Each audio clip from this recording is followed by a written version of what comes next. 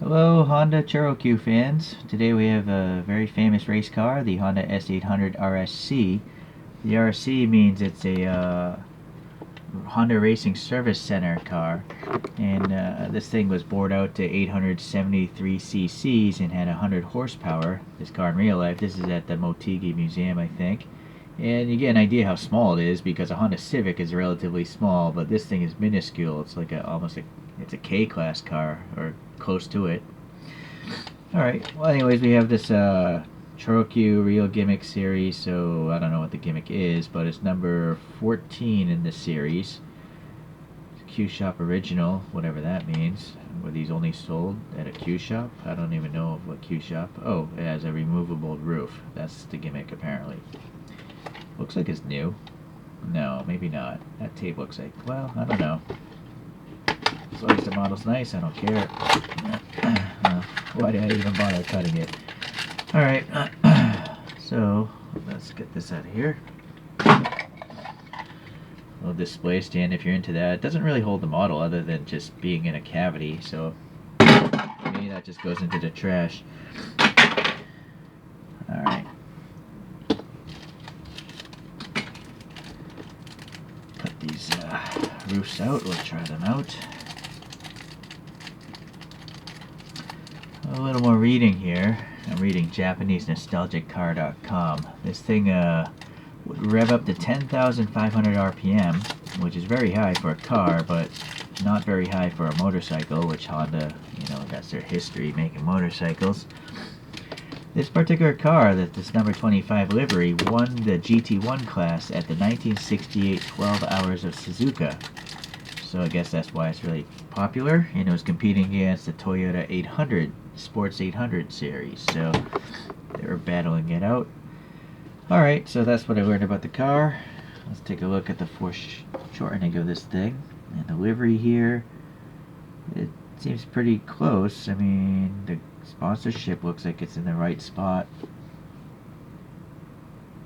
I don't know if that's a computer rendering or what.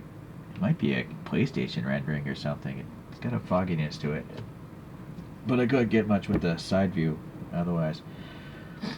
Alright, let's get these things out of the way. So there's three roofs. Obviously you have the racing roof to match the thing. You have a stock roof up and a stock roof down. So if you want to actually match that photograph of the thing at the museum, look, it's got these two little tabs here, two little holes, but I guess it's just gravity, and, well, I don't know, it doesn't want to, well, no, there it is okay. Well, maybe it's not. See, the bottom's got this big gap, I find that unsightly. Oh, there we go, it just pushed down a lot. Still a little bit of a gap, and then there's a gap at the top, so for me it's not really my style. For me, I like convertibles to be with the top down, but if you're going for the true racing look, this is the way to do it. Let's see, I'm not going to use that, nor am I going to use this, but I will just show it off here. Not sure why someone would want to have it shown like this when you have the racing version. This actually seems to fit better, or maybe because it's black you don't see the gaps as much. But no, I actually think it fits better. There's no gap there. So this one was molded better. It still has like translucent windows, it's just the rest of it's painted black. Alright, so this is not really race accurate, but I'm gonna put this tonneau on because that's the way I think convertibles should be. Maybe in the service garage it could look like this. Yeah, that's the way I'm gonna leave it. Alright. So what details do we have here? Well, we got these stock stamped steel wheels from ChoroQ. And then, yeah, the tampo printing of all the sponsorship looks very nice. This yellow is extremely shiny. I don't know if this thing is clear coated or it's just the raw plastic. It looks like it's yellow on the back side, so I think it's actually molded in this yellow. It's not clear this time around. Now, I don't know if the thing is clear coated. It might be actually, because it doesn't look as shiny on the bottom. So I think they actually clear coated the outside, so that's pretty interesting. It's so glossy, it's nuts. I like it though. Alright, so the windshield frame is painted silver very nicely, and it's got magically floating wiper blades, which on a cartoon car don't really bother me so much. And then this racing stripe is very nice. And then the 25, you got this power dome here, the RSC badge of some sort. Honda badge looks good. Got the grille texture. And then the orange turn signals look good. And then, yeah, silver painted headlights. And the bumper is just body colored, but so is it is on the race car, so I guess that's okay. This is where it gets pulled off the sprue, so it's always a little rough there. I don't know why they wouldn't mold it so it pulls off somewhere on the inside, or at least the bottom. Alright, and then get some nice rear lights and turn signals there. And then we have this here, that's a Sunday Racer version. Okay. And then the tunnel you saw, we got some silver for the trunk hinges. Uh-oh, what's going on there? I thought that was just some dust, but no, I think that's a contaminant in the paint, like lint. The fuel filler cap looks good, and then you got the silver line running up all these shoulders here, so that looks good. It's really thin, but it's raised and it's painted silver nicely. Only the wheels really don't look so good. I'm going to swap those out. If they were just painted silver, they would look great, but the swirly silver plastic, I'm not a fan of it.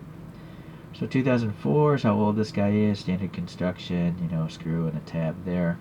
You can see the motor spin there. Alright, I've already gone ahead and added a little black paint to another set of wheels. Although I didn't actually paint them, so not as good as I could get them, but it's going to have to do because I'm too lazy to paint them now. Maybe I'll come back and later on repaint some wheels, but for today I take this out, grab into my bunch of other motors without the axle.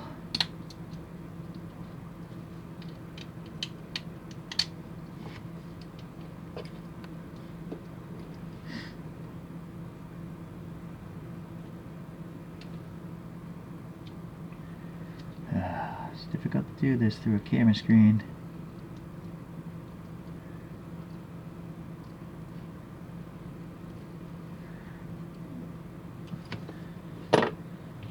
So, just the same type of wheels, but a little black paint I think helps it out. The problem with my laziness, I should have sprayed these silver, then added the clear coated it, and then added the black. But I was just too lazy, so I just painted the black on. But I think it looks better than just a plain silver wheel. Ooh, I apologize for my fingernails. I'm always painting and messing around with models, so I have the ugliest hands in the world. Alright, so pop these in with some putty and lower the suspension because it looks pretty low on the real photograph, so there we go. A little bit better. Not a drastic amount, but a little bit.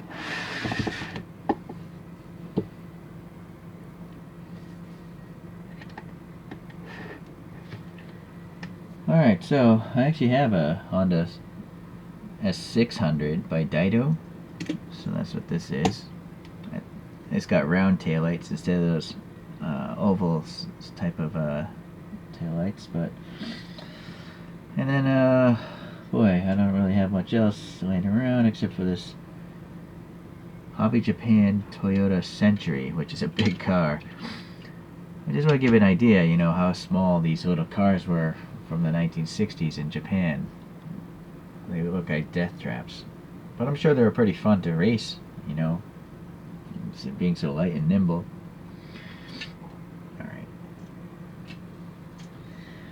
So, Choro-Q wise, I actually have another S800 just in a stock white, and I have some 3D printed wheels on this, so just to give a different perspective between racing and stock. So this one doesn't have orange on the turn signals, but it does have silver paint on the bumpers. Oh, and I didn't realize there's a Honda molded in on the back. It's just hidden by that coin holder, so it's hard to see. There's definitely more detail going on with these Real Gimmick series. Alright, so the Honda S2000 would be the modern day S Honda, right?